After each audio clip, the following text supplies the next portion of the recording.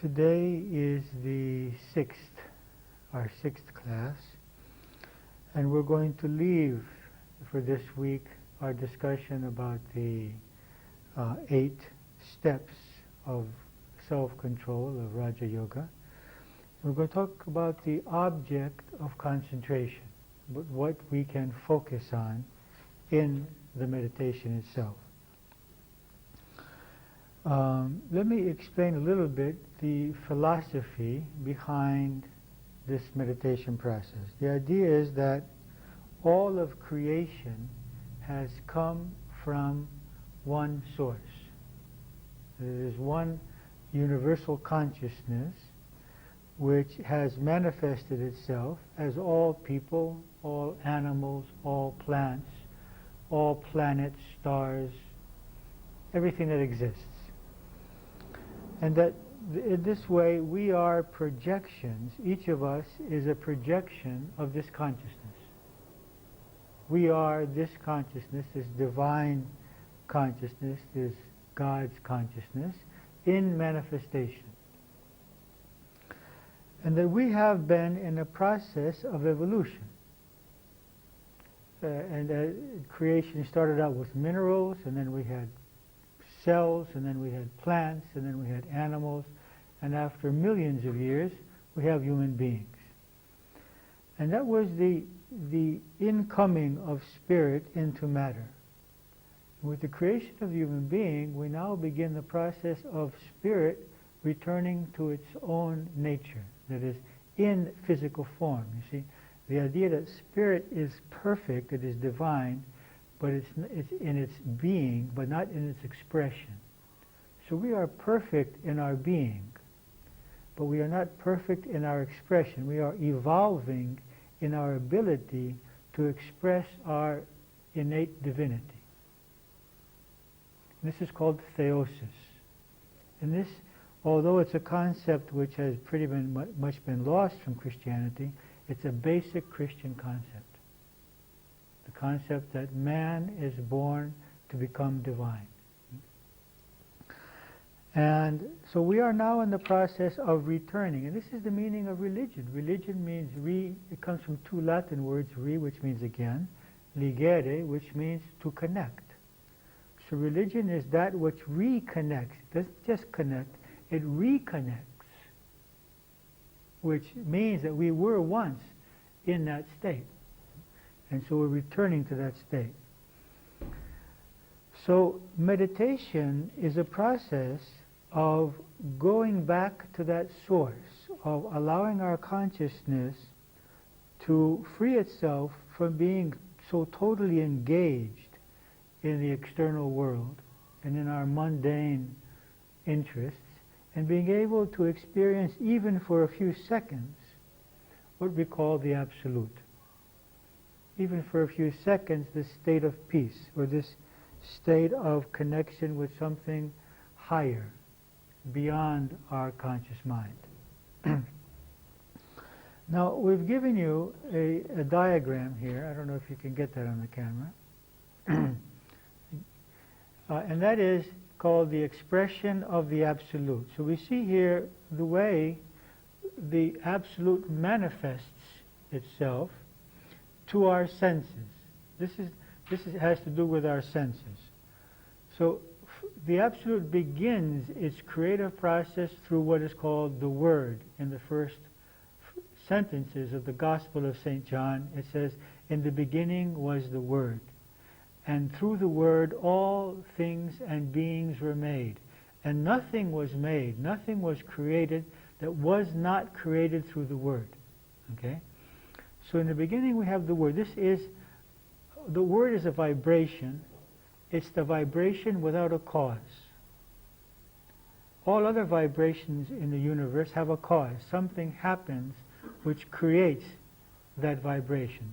This is the Logos in Greek. And this is the vibration which has no cause as we know it. It's the divine vibration. And that vibration becomes perceptible to our senses in many ways, but in 2 main ways: sound and light.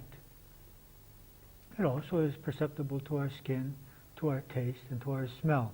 But these senses are less conducive towards connecting with the divine. But one can. In Tantra Yoga, even the taste, even the senses, even the smells are used as ways to connect. But most of us will use our eyes and our ears. Okay? So the light expresses itself first of all as white light, and then that becomes the colors. All colors are included in white light. And that creates the various forms which we have. Okay? Now sound becomes what is called the original sound by the Indians is Om. But you see, you have this in all religions. It's Amen or Amin or Om.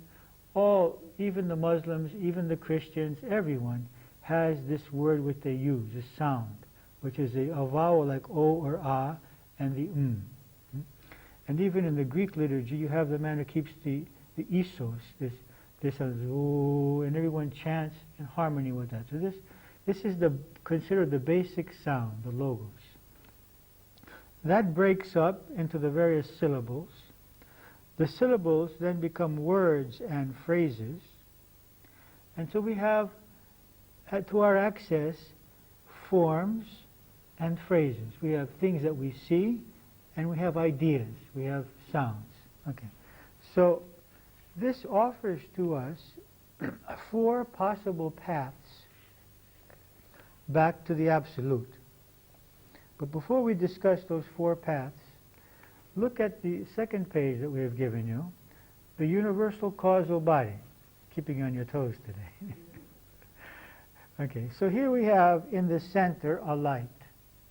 This is what we call the universal source, the universal light source, the cause of all creation. Around that, we have this like film, like a spherical film, in which are imprinted the causal bodies of all things and beings.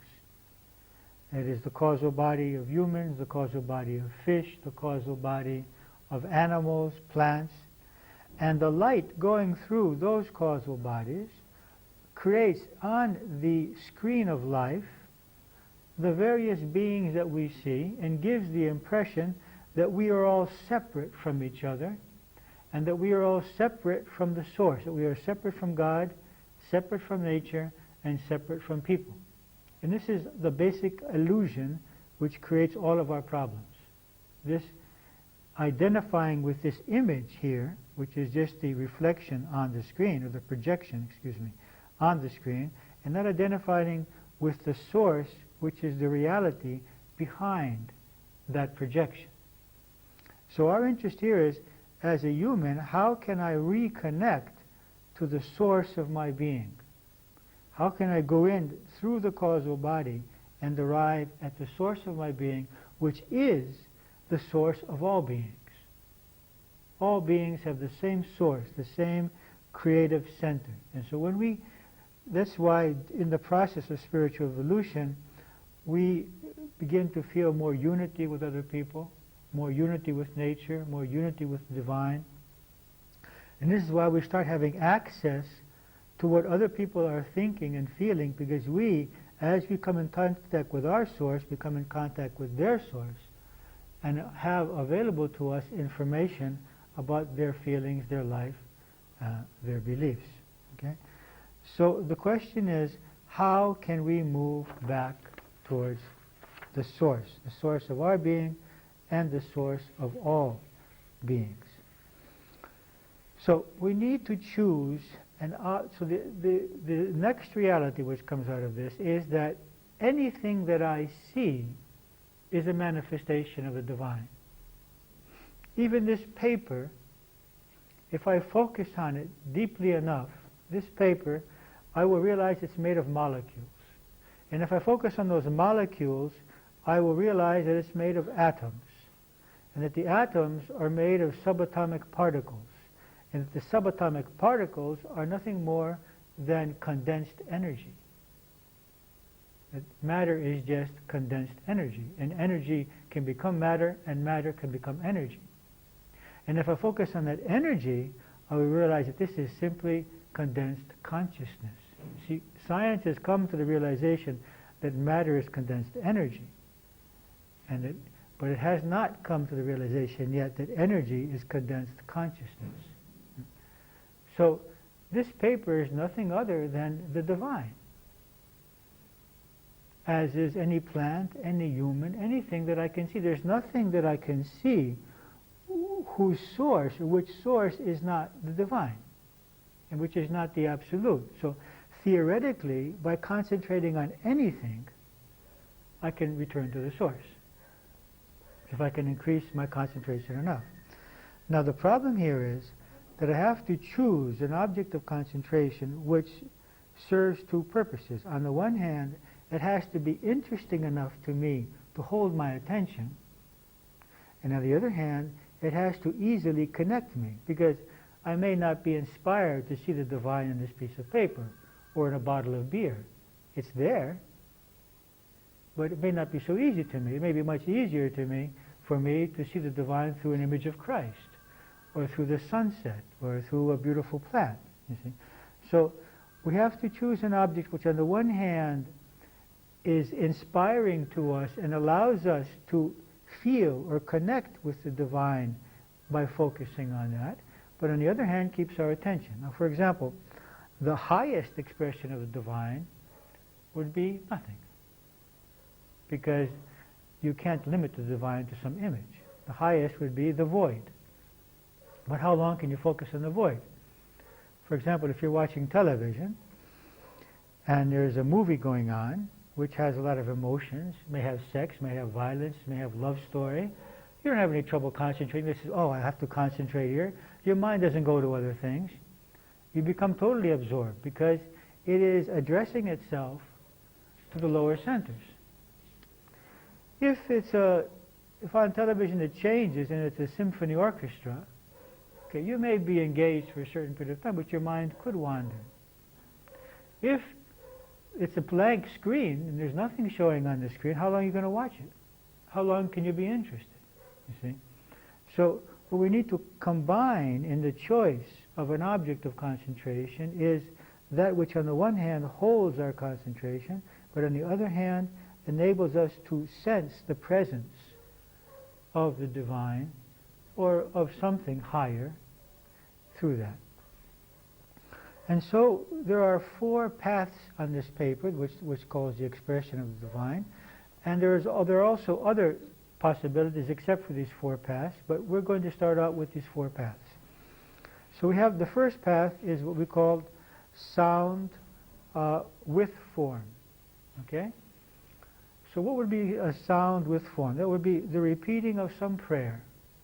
So after I do my alternate breathing, after I check my body, after I fill my body with light and have the light around me, we are now ready to go on to the next step in meditation, which is to focus on what I want to focus on. Now we could simply keep focusing on the light. That is an object of meditation. But if it doesn't satisfy us, then we can move now to focusing on some kind of name or prayer or invocation. Now, for Christians, the most basic prayer for meditation is, Lord Jesus Christ, have mercy on me. This has been given to monks for thousands of years, and it's been used by millions of people to go into a state of meditation. It's a prayer, it's a short prayer, which one can repeat over and over again. So we've established ourselves in the light, and we begin repeating this prayer, Lord Jesus Christ, have mercy on me. Now, as this prayer increases, it's totally possible that we might just focus on the essence of the prayer, which is communication with Christ. Or just might just remain as Christ, or as mercy, or just selecting one aspect of this prayer. Because the less the words, the higher the level of consciousness. The more the words, the more I'm into thoughts, Lord Jesus Christ, have mercy. There's a verb, there's an object, there's a subject. It's a process. But that movement from many words to one word should never be done consciously or technically. It should just happen by itself if it happens. So if I'm repeating the prayer, there's nothing wrong with repeating the prayer this way fully for 20, 30, 40, 50 years. But if at some point that brings me simply to focusing on the Christ as a consciousness, as an omnipresent energy within and around me, then that's perfectly okay. So one possibility is choosing some kind of prayer or some name of the divine. So if I'm a Christian, I'll choose Christ. If I'm a Hindu, I might choose Krishna or Rama or some other name. So you can see yoga has nothing to do with religion. It allows each person in his own religious context, it enables him to focus on his ideal, on his window to the divine. Okay? Now, the second possible path would be the sound without form. Now, the basic sound without form would be the Om. That is, it's a sound which is given by the yogis for thousands of years, which does not represent some form of the divine, but represents the unmanifest. So taking any syllable, such as Om, or perhaps taking some value, spiritual quality, as love, focusing on the word love, focusing on the word peace. So the whole idea here is that you become the contents of your mind. So if you're able to have in your mind the word love and the sense of love, even for 1 minute, that is a very powerful experience. It's an extremely powerful experience which can transform the nature of the mind. So the path, the non-devotional path of sound is focusing on some spiritual quality, some words such as peace or love or justice or truth, whatever I want to develop at that period of time in my life. Okay? And that will put me in touch with the divine. All spiritual qualities are manifestations of the divine. These are qualities which connect us with our divine nature. So that's two paths. Sound, the devotional path of sound, and the non-devotional path of sound. Then we have the devotional path of light, of form. So in this we would imagine Christ. We would bring to our minds an image of Christ, or if we're a Hindu, the image of Krishna, or if we've been initiated by some teacher, the image of that teacher.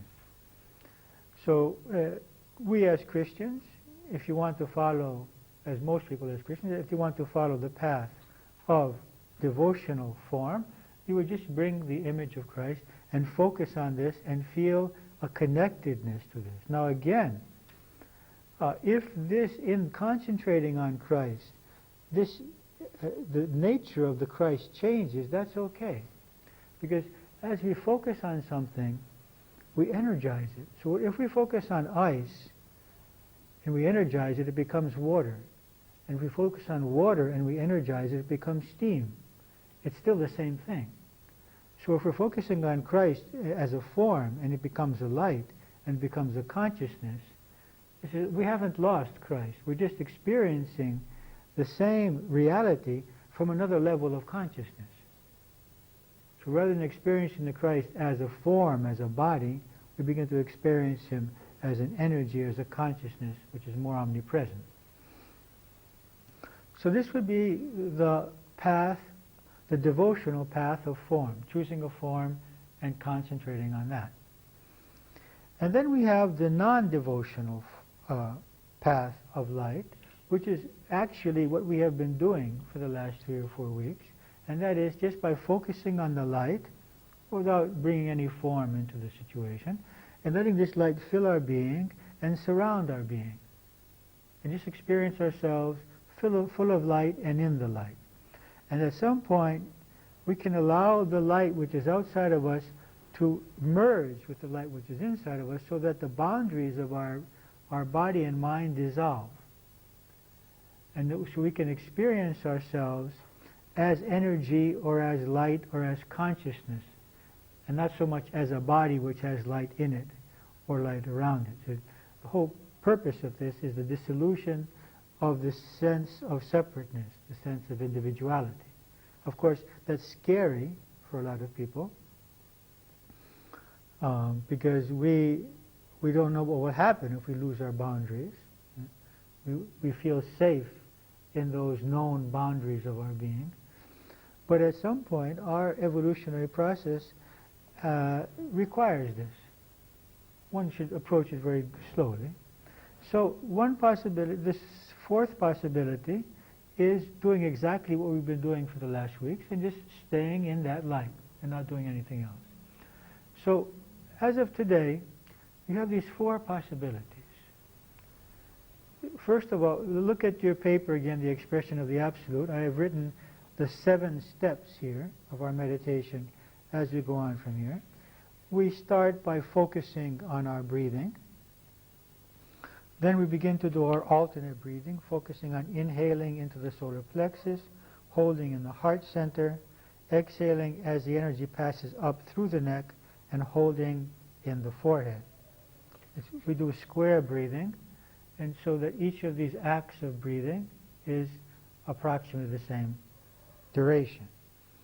Once we've done this, we go in to make our prayer or an invocation.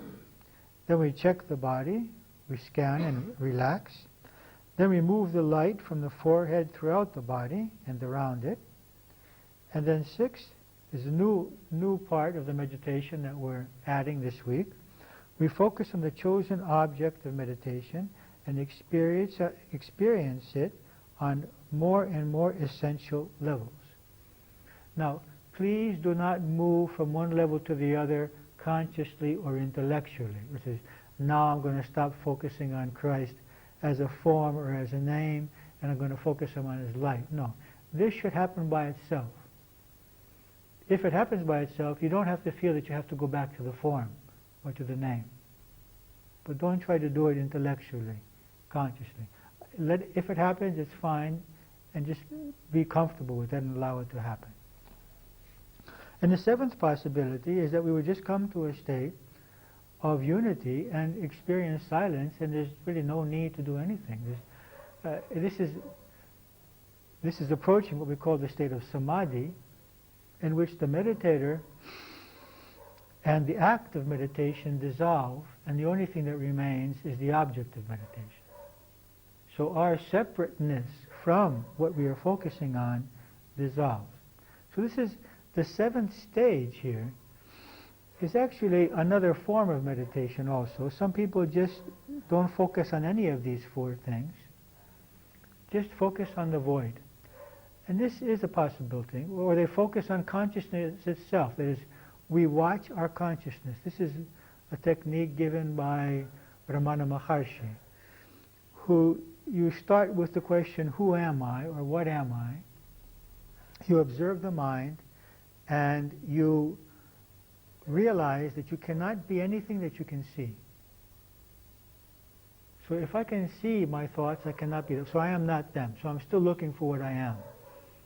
And this causes your mind gradually to short circuit in a certain way, because it can't find itself. And you come to this silence, because anything that you can see, you cannot be. So you begin to realize that you are something beyond the mind, beyond your observations, beyond everything. Yeah? This is called neti, not this, not this. I am not this, I am not this. Because I cannot be what I can see. Because in order to see something, I have to be something other than that in order to be able to see it. My eyes cannot see my eyes. I can observe my eyes as a consciousness. So my consciousness is separate from my eyes. It exists separately from my eyes. You see. So it's this process of going back. But I would not suggest that you start out with this process. I would suggest that you start out with one of these 4 possibilities. Now, as always, the mind is going to go away. Okay? It's going to go back to its problems, to its daily concern, its fears, its need to control everything around us. And so we have to be very patient and loving with the mind. Understand that this is the way it's learned to function for thousands of years. It's not easy for it to stop thinking. It's learned to do this. It's a machine that has learned to think, learned to control, learned to organize, to program. So every time it goes away, with very much patience and love, we will bring it back and say, okay, no, we're going to focus on this. We're with this now for this 20 minutes. It'll go away again. Just bring it back. Even if you can do it for seconds, it's an achievement. It's fine. Okay? So don't be concerned. And one thing, being attached to results in meditation is no different than being attached to results in material life. It's a problem. It's a trap. Okay? So just as I'm attached to how much money I'm going to make, or attached to what people think about me, or attached to my clothing or my furniture, being attached to the results of meditation is also a problem. So we do it and we let the results be what they're going to be. We don't get frustrated, we don't give it up, we don't get angry with ourselves. We just do it and without attachment to the results. Okay? So, before we have any questions, let us do the meditation in this way. As I'm preparing here, think of what you would like to focus on today when we get to that point. You want to focus on Christ, you want to focus on light, you want to focus on love, you want to focus on anything you choose, okay? After we go through the first 5 steps of what we're going to do today. So you can take your positions.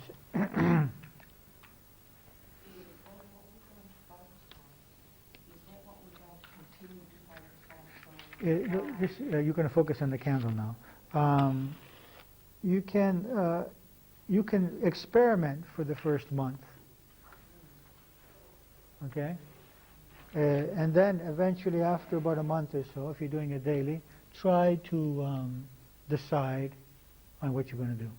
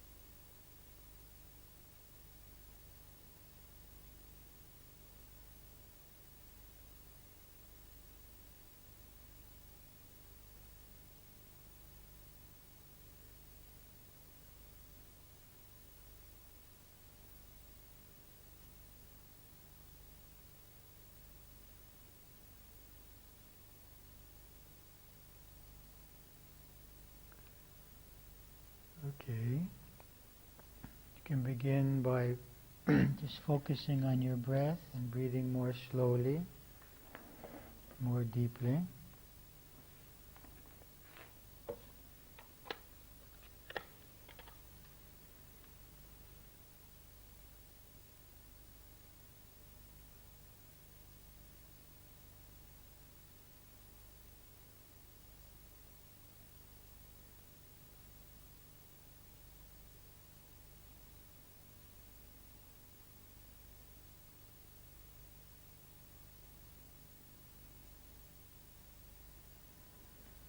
And we can begin with the alternate nostril breathing, using the right hand.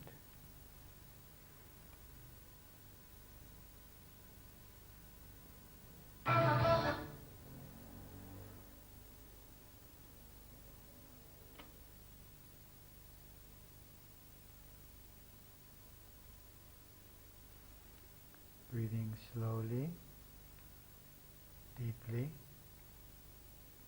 changing the nostrils.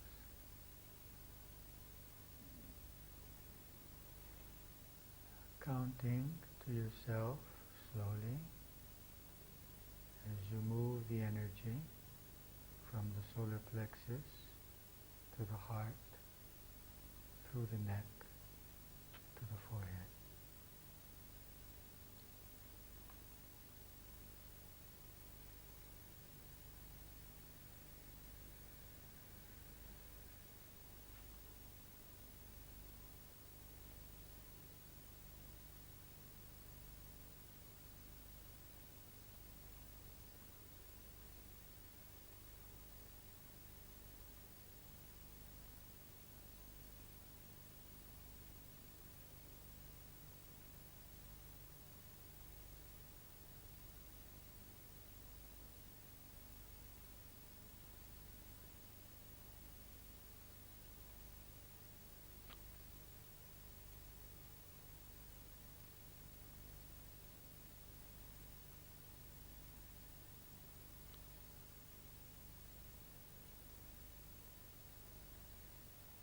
Continue alternating the breathing, counting, and moving the energy through the centers.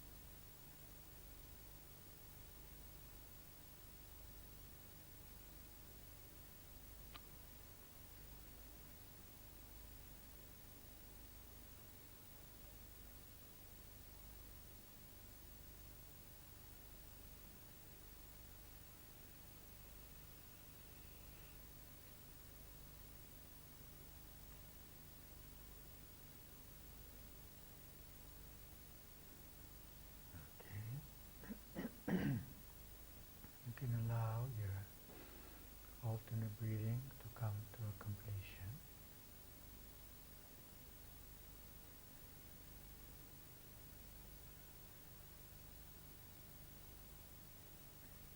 And just allow your mind to focus on the divine and express any prayer, invocation, anything which is important for you to communicate to the divine.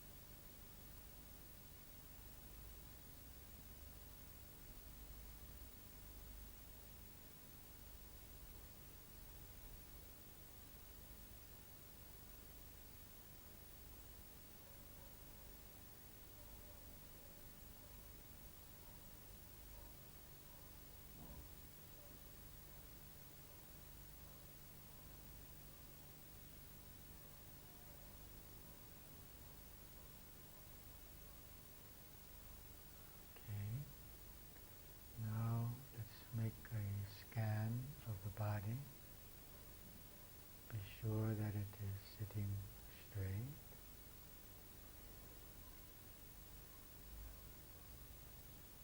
Allow the legs to be relaxed, comfortable.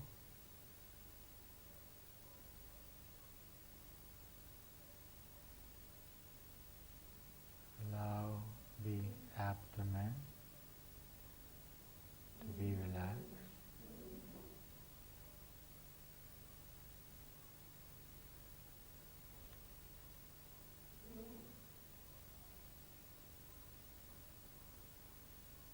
Allow the solar plexus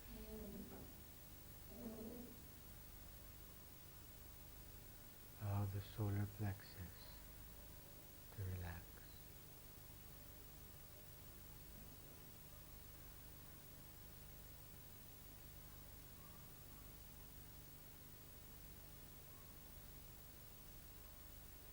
Now feel your shoulders. Allow them to come back and to relax.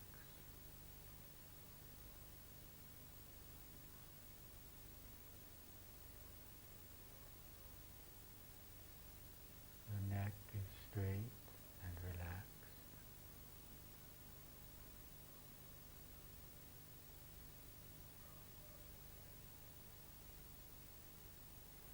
And feel the muscles of your face.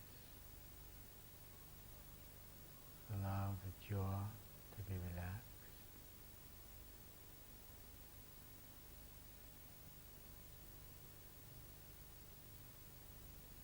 And the tongue.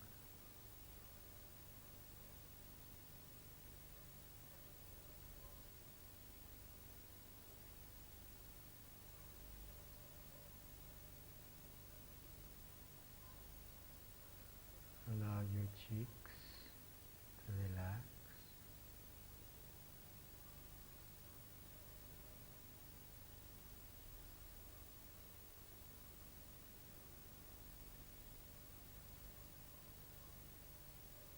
And your eyes. Allow your eyes to relax.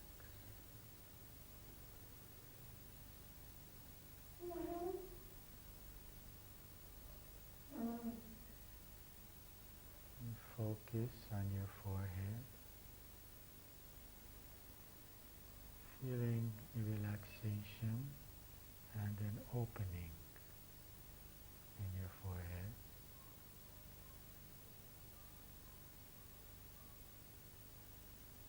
And become aware of the light, the divine light in your forehead.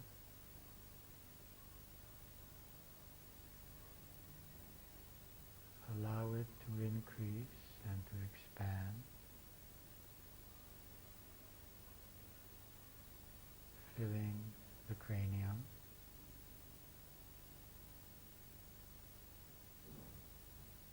permeating into the brain, bringing peace to the brain, and all the central nervous system.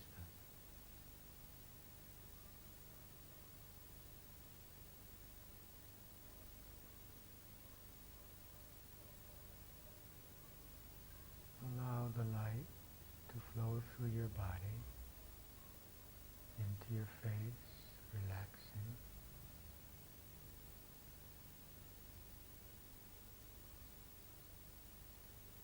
Into your neck, relaxing.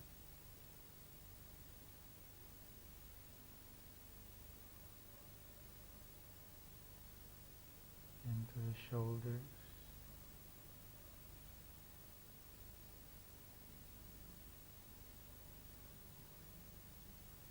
into the arms,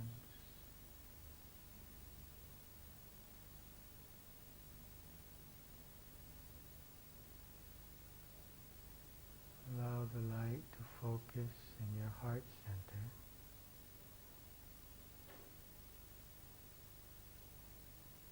And to fill your chest area.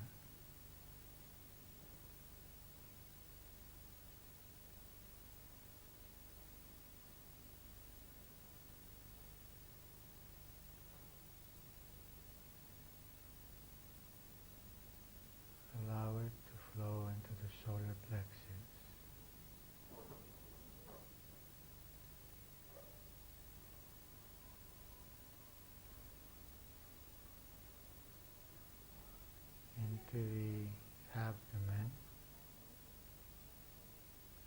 Relax.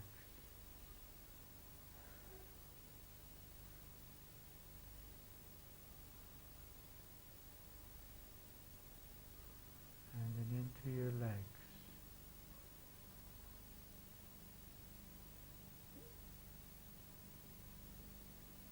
So that all the body is filled with the sensation of light.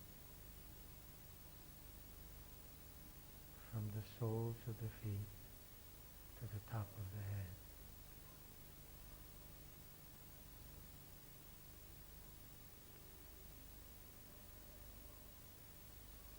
If there are parts of your body which are resisting, allow them to relax, to open up and receive the light.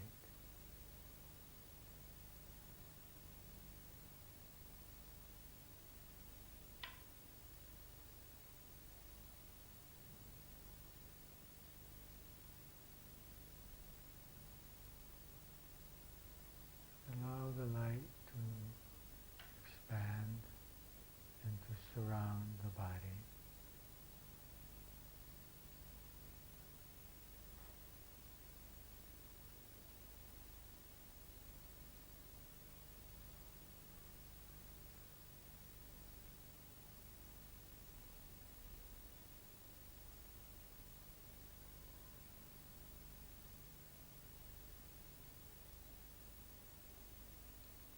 Allow the light around the body to unite with the light within.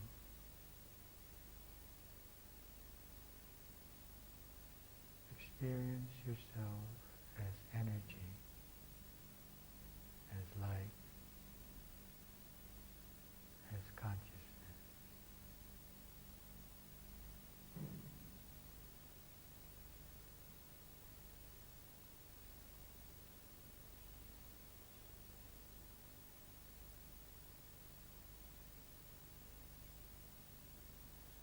Now you can begin to focus on your chosen ideal object of consciousness, concentration, and just be with that comfortably,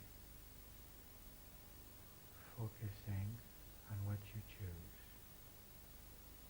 And every time your mind moves away, with patience and love, bring your mind back to that point.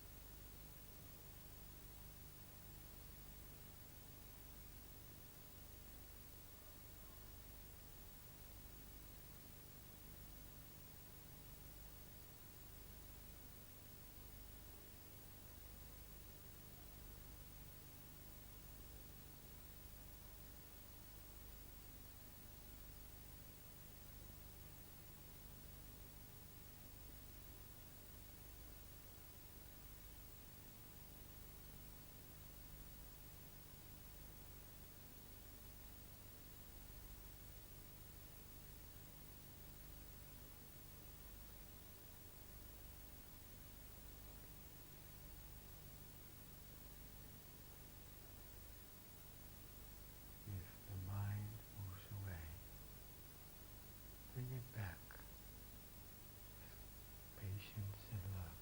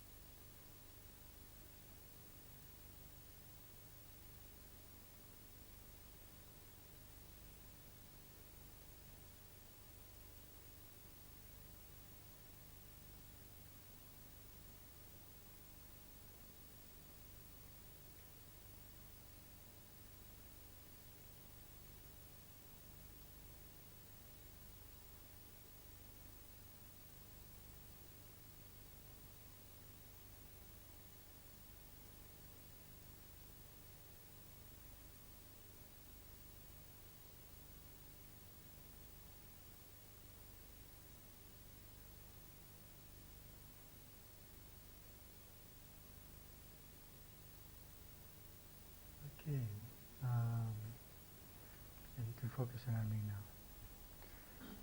Do you have any questions or something you want to share with us about this meditation that we did now?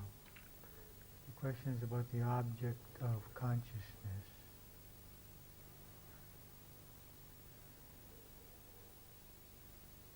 Everything is okay? Any problems? Okay. So if you don't, we'll close the